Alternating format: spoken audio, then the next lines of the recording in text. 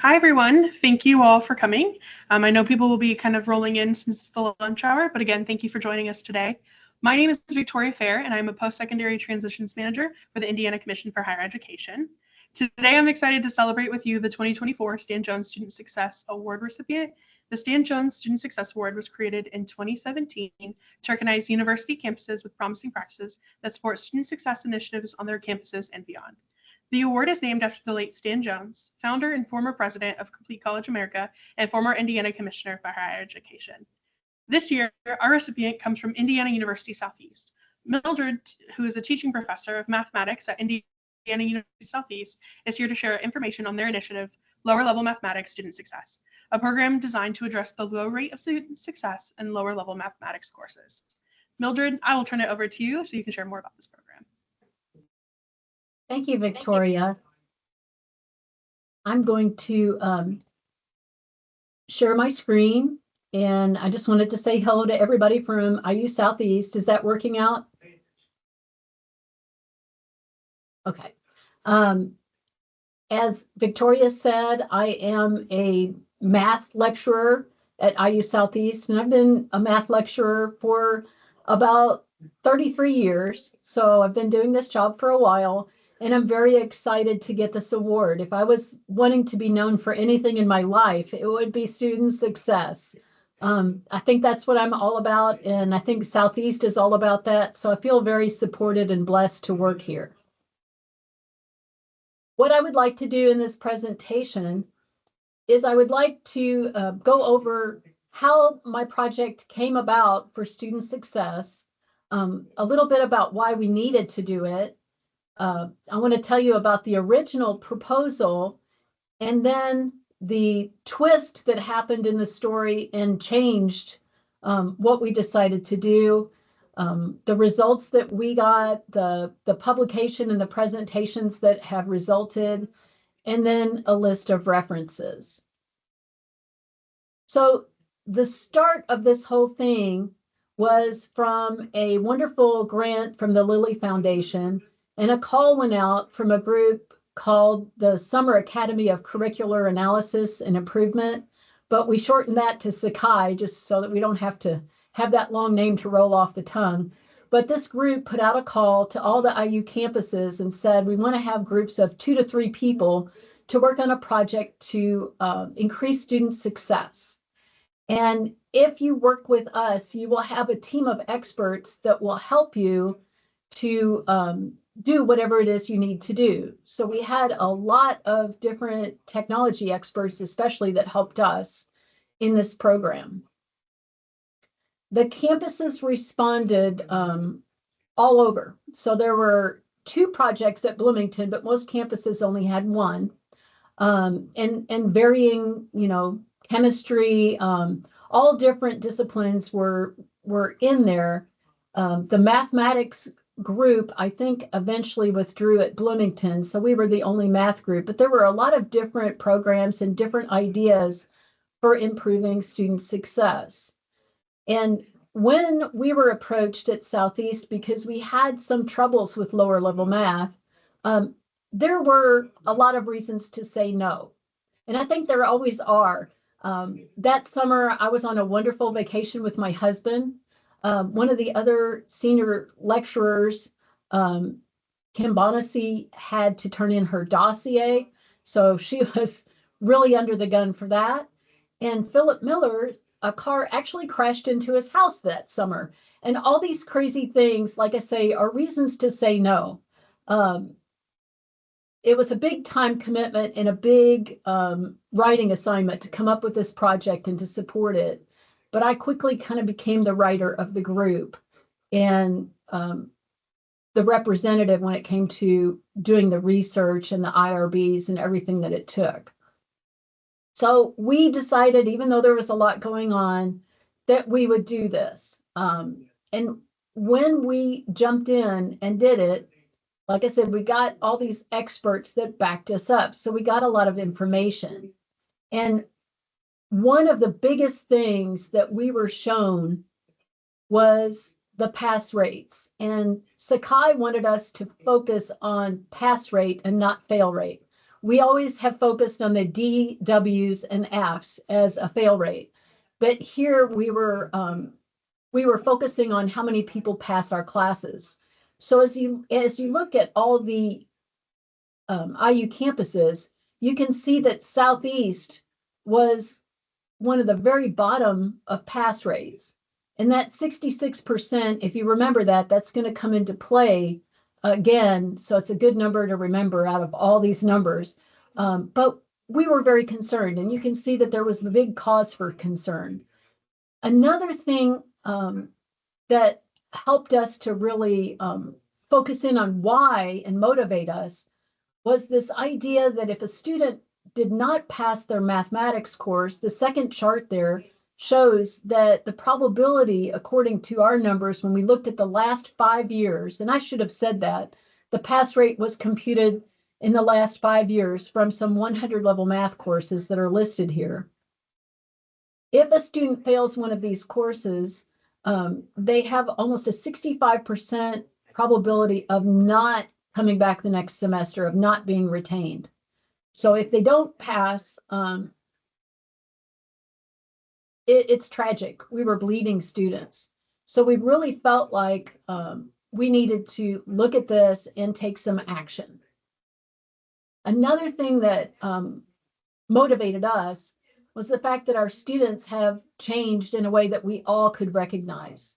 So our students, because of the pandemic, we believe, and we've done a lot of research on it, they are very lonely.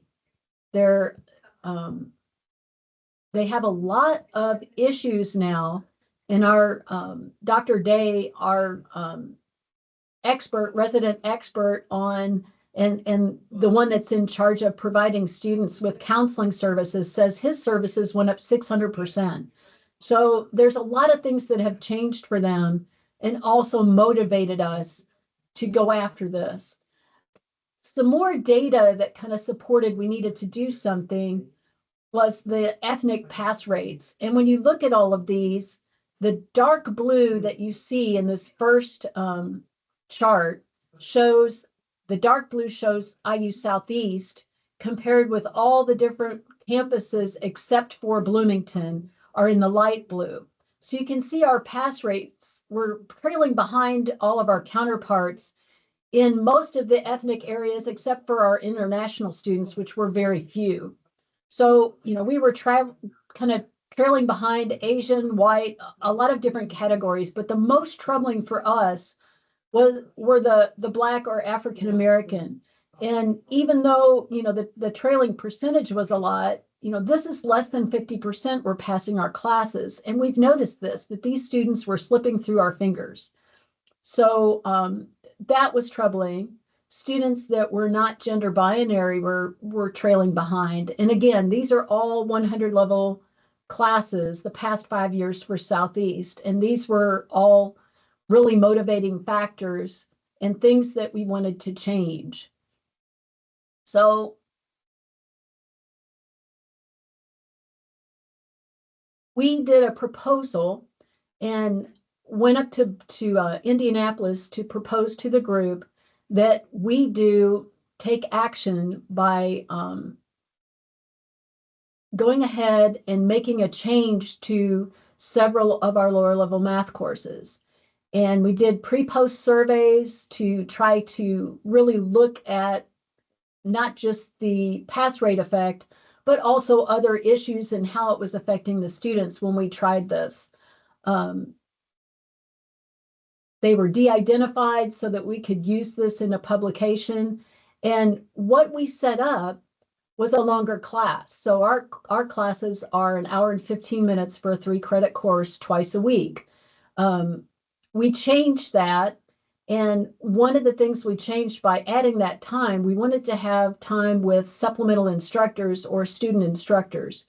So at that time, we were paying our student instructors about $1,000 a semester to come to class and to have sessions outside of class. We got a budget for that, set up by this Lilly grant to try to continue to have these supplemental instructors. But we also, like I said, we we added class time. So for 9 different sections of classes, we added class time so that the classes were 2 hours. It used to be that supplemental instruction was optional. So these students could come to the session or not outside of class, but this was going to be a part of class. So it was going to be in the schedule of classes formally. SI was normally attended by our best students, and a lot of times they would start attending too late to get help, the ones that really needed it. So this wasn't a substitute for going to class. This was going to be mandatory time. And our SI leaders, or our student instructors, are actually recruited by our faculty. So as we give group work, we look at the students that help their group members, that do really well in the class, and we were recruiting these students. But they were also hired by our Student Success Center as supplemental instructors and paid by our Student Success Center and also trained by our Student Success Center. So the improvements that we were looking for by doing this program were mainly to use a really interactive group time to try to improve the pass rates. But this multisensory way that we were going to be teaching, we found was also going to be very helpful for learning disabilities. We wanted to reach all these different groups that were not doing well in the pass rate. So we actively recruited some SIs that were African American, and we even were provided mentors for them from Bloomington. So some of our African American supplemental instructors had mentors in Bloomington to try to support them as well. We wanted to get a feeling of community because, like I said, our students have changed. We have found the top thing that they worry about coming to college is making friends. And this is something our advisors have stressed to us. So having this interactive time to work on some math problems together with support was very important to us. And we also wanted them to have time to work with their peers to realize that everybody struggles with math and that it's normal, because a lot of them go home, they start homework, and they get stopped by something and they think they're the only ones that were struggling. So we wanted to improve their quantitative confidence with this. The old way, making the SI optional, needed to be changed. We felt, so we wanted to take those full 2 hours, but the teachers were not told how to do it. So some of them did the extra 45 minutes at the beginning. I was one that did that. So I worked out worksheets where they could go over what I lectured on the previous class and do it as group work, and I called it a quiz. So they were doing a lot more math problems in class with help, and my supplemental instructor walked around. Some people did it at the end of class.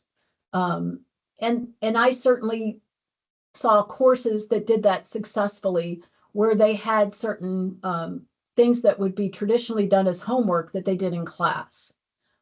So that was left up to the instructor, but we did all agree that we wanted to do something to make sure that they attended, that we were taking up something to count as a grade to make sure that that time was being utilized. It took a lot of work to schedule these 2-hour classes, and our first results from this were pretty dismal. You remember the 66% pass rate that we had over the past 5 years, and we got to almost 68%, which was not really statistically significant.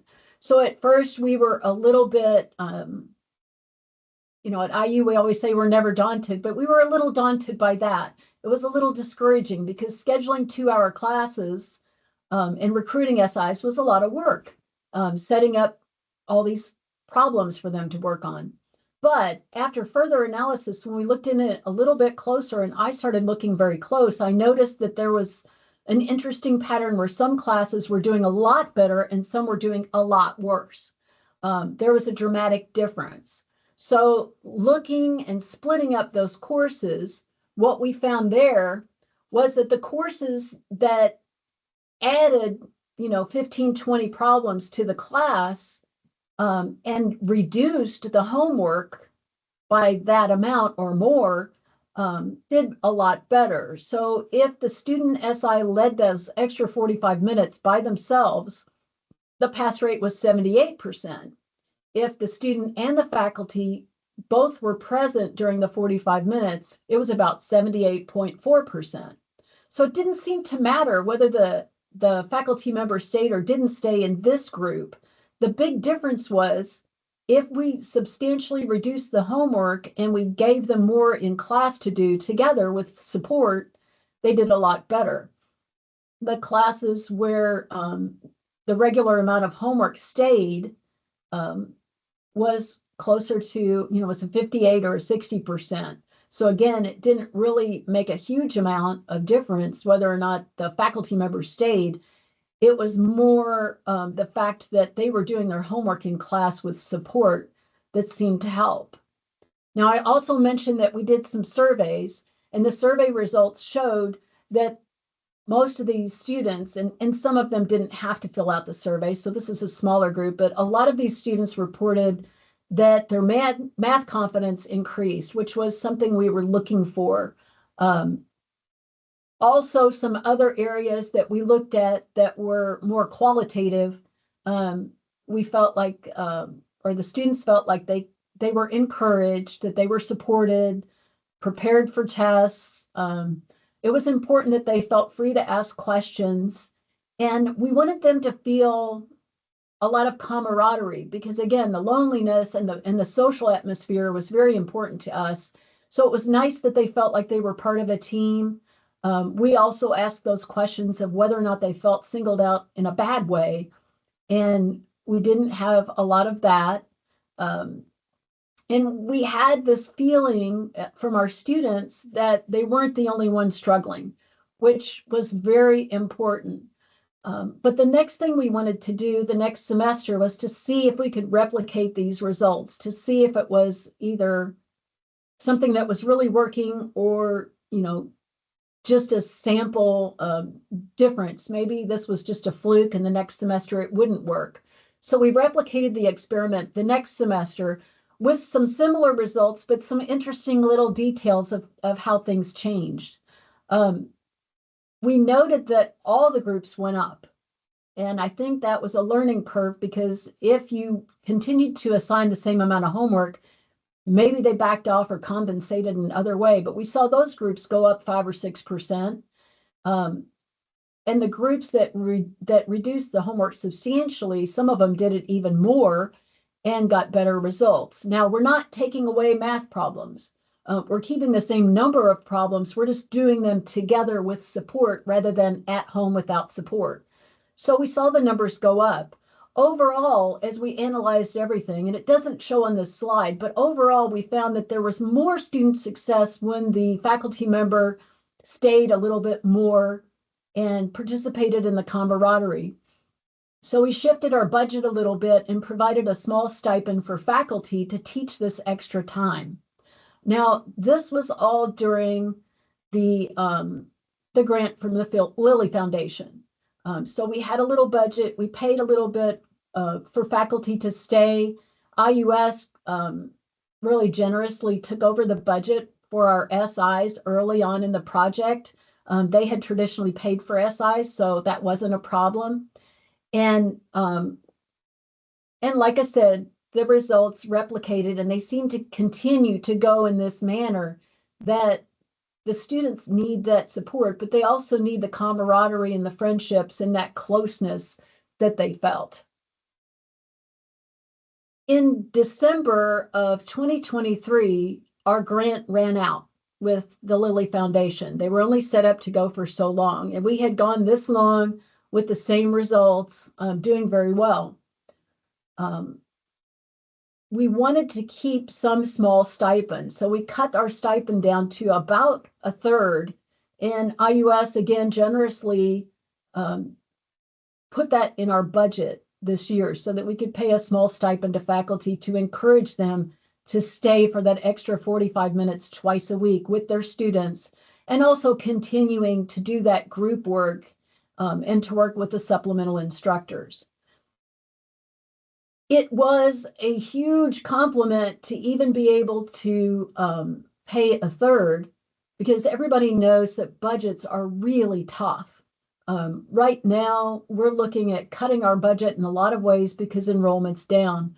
So when IUS came up with a reduced budget to pay in-house when our grant ran out, I was really touched. I can't say how generous that was and how focused we are on student success and how supported I feel from the very, very top of our organization that they want that. They want that student success and they're looking at it hard. So that was a big support. But our results, again, were dramatic enough that I felt like they needed to get out there to the public. So just recently in September, the whole project culminated in a peer-reviewed publication. So it's the fall issue, the 2024 fall issue of AMATIC, which is the American Mathematical Association of two-year colleges. So it focuses very heavily on those 100-level entry-level courses. And again, that's an area where we have a huge number of students flowing through other disciplines that need their quantitative reasoning, just one math course to get through that sometimes get blocked from certain degrees. So this group really focuses on those people. And having this nationally published was a really exciting thing for me. Not the most exciting, but it was very exciting to get this publication out there for other teaching professors to look at, to think about their homework. And even one of the publishers said she went back and looked at her calculus homework and decided that she needed to have a little bit more classwork and a little bit less homework. So I think a lot of people were taking a look at that. Online homework sometimes is prescribed heavily because we're not grading it. So we all need to look at that periodically to make sure that we're not relying on it too much. This past month in November, another exciting thing happened. I went to the AMATIC 50th convention and presented in a small group and discussed this and found out that a lot of people had read my article and were already making changes. But probably the most exciting thing for me at this national conference was going to a session where they talked about student success and what causes students to cheat. And one of the things at this math conference was overprescribed homework. And my article was quoted that we do need to do more work with students with support.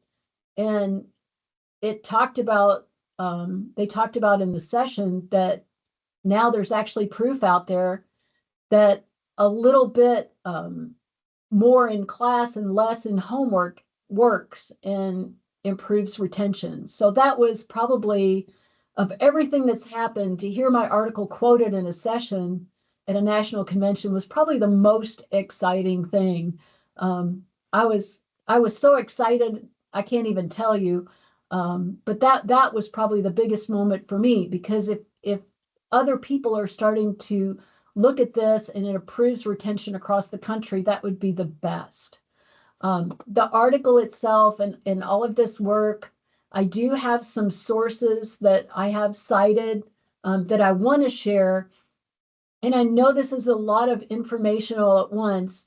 So I think the PowerPoint is available and the video will be available if anybody wants to look at it later. But I do want to thank the Higher Learning Commission for this honor, because I am over the moon excited about sharing this. And I've also gotten an invitation from another IU campus to talk to the math faculty about what we're doing. So getting this award, it's spreading the word out in another way to increase student success. So thank you very, very much for honoring me in this way. Thank you, and thank you for taking the time to present for us today. We have just a couple minutes left, so if you have any questions, please feel free to put them in the chat. To all of our attendees, we want to thank you for coming, and we hope to see you virtually later to the last of our sessions for the day. And again, thank you all for attending. Please feel free to put your questions in the chat.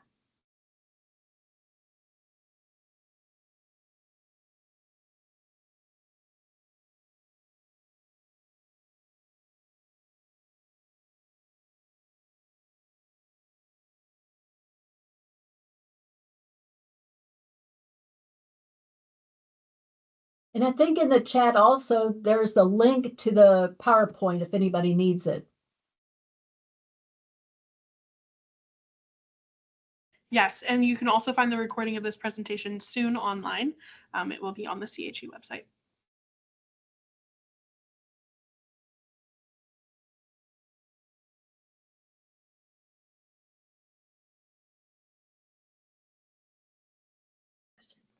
I'm not seeing any questions, so I think we can go ahead and wrap up for the day. Again, thank you for your time, Mildred, for presenting to us. And again, thank you all for attending. Thank you.